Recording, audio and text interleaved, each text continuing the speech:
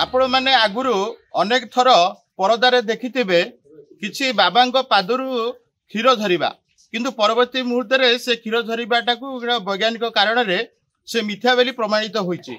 किंतु आज एक अलौकिक दृश्य देखा मिली अस्तरंग ब्लॉक रो ए जो नानपुर गादी ब्रह्म पीठ रे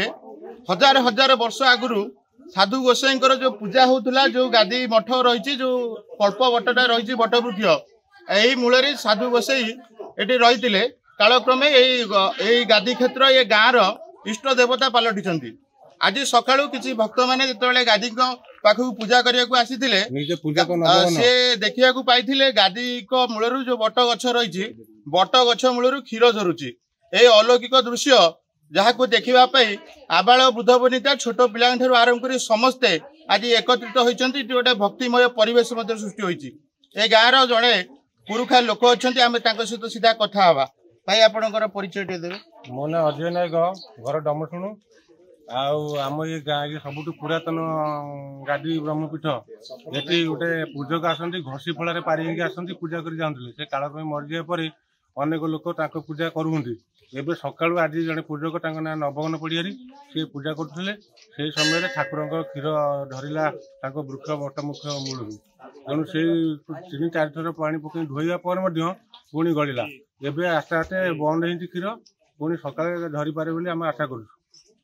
सबुदिन एमती नथिला आज किंतु एमती है। कौन सब पूजा अर्चना करा जाए ठाकुर उत्सव सब कौन रही ये आमर ये अष्टपरी हुए यज्ञ हुए बाद आमर ये पिला भी नाच फाच ठाकुर महिमा करुँच आमती अनुष्ठान भी अच्छी एम चली ठाकुर बाबा अच्छा वृंदावन नायक सी सब कर सी आज ना सी पूरी जाइए ये पूजक नवगन पड़िया से पूजा कर समय सब देखिले। ये अंचल जड़े सन्थ श्रेणी साधु श्रेणी जड़े व्यक्ति अच्छा ये पंचायत सरपंच से जहाँ आम अतीत देखीचु से धर्म प्रति जीवन सब उत्सर्गित रुहे। ये गादी ब्रह्मर पीठर जो पुनरुद्धार करवा आपको स्थापना करवा विभिन्न प्रकार जागयज्ञ करवा धर्म अनुष्ठान करवा अवदान रही किंतु सी आज उपस्थित नहांती किंतु तांकर जो पूजारी पूजा कला बेले आज गादी गोसाई वृक्ष मूलर आज क्षीर झरुची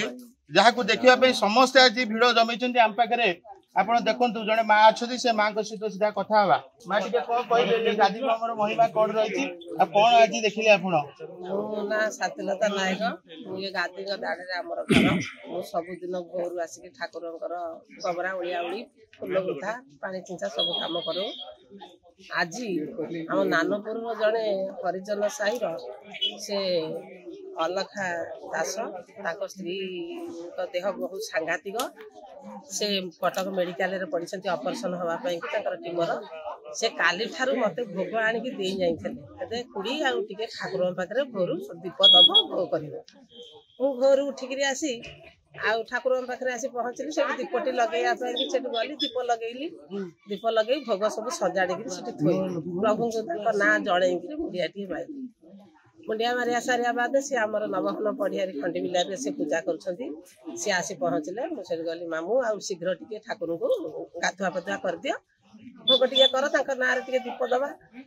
से दबा समय क्षीर ढालिक ठाकुर को गाधे देले गाधे चुआ चंदन कर्पूर सब लगे गाधे गाधे सारिया आम भोग कलु दीप दे ठाकुर प्रार्थना बोली प्रार्थना बोलिया भितर पुष्पांजलि देलु हठात से गछ मूलर ये तो कौ स्थापना देवता नुहति ये पुरातन देवता बहु वर्ष वर्ष धरी आम 7 पीढ़ी 7 वर्ष केते पीढ़ी आम हठात जमी आमर पानीटा बोरिंग है बेले जमी झर पानीटा हठात फुटिक बाहर से सेमती गोटे जगार माने मूलर गछ मूलर चेर ता भितर दाढ़ू को अच्छी गोटे स्लाब पड़ी स्लाब दाढ़ू से मामू अच्छा से पूजा हारी से हठात गोटे आंगुठी मोटर क्षीरटा ऊपर को बाहर मनर सन्देह है मुझे बोधे पानी ढालिक ठाकुर गाधे निहती आगुरी किसी क्षीर थब कौन होदी से बाहर थब ताकू किसी समय पर लक्ष्य करके अनेइलु दी जन आम अनेइलु अनेया भितर से बारंबार बोही चलला गोटे ब्रह्म मुहूर्त से पार मुझे मामू गोटे कथा कर आउ गोटे पानी बाल्टी आण प्रभु ढाल देखा कौन हूँ से फेर गोटे पानी बाल्टी आनिक ढालिले ढाली सारिया पर से फेर बारंबार बोही चलला आम हाथ जोड़ी प्रभु को जनइलु प्रभु दोषा दोष थे क्षमा कर जदि भगवान जहाँ से माँ कहते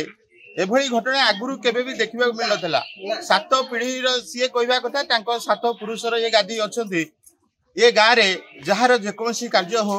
मेडिकल हो परीक्षा हो किए चाकरी क्षेत्र को गला कहार विभाग हो मांगलिक उत्सव हो समस्ते यही गादी ठाकुर को निजर इष्ट एवं प्राणर देवता बोली पूजा करती यही मानसिक करती यही धूप दीप लगे से निज अनुकूल कार्य बाहरी जाती वर्ष तमाम ये नाम यज्ञ अष्टप्रहरी घृताहुतिर यज्ञ विभिन्न धर्म कार्य अनुष्ठित हुए आज जो अलौकिक घटना घटी संपूर्ण पंचायत एवं आखपाखर अनेक ग्रामवासी रुंड होबार लगिले आज प्रभुंकर जो अलौकिक लीला ये कौन आधुनिक जुगर बाबा नुहंती कि काहाकू किछे मिथ्या प्रतिश्रुति देला भलिया बाबा माने आज जो बुलुचंती ये से भली बाबा नुहंती ये होचंती प्रकृति रु जात जो गादी ब्रह्म रहिचंती जे ये अंचलर देवता आज तांको पाद पद्मरु जो अमृत क्षीर गुड़िक झरुची ताकू देखुचंती एवं ये गादी ठाकुर स्वतंत्र जीवित अछंती बेली तांकर विश्वास मध्य वृद्धि पाइछि। अस्तरंगरु आर्य विषयक रिपोर्टर स्टूडियो।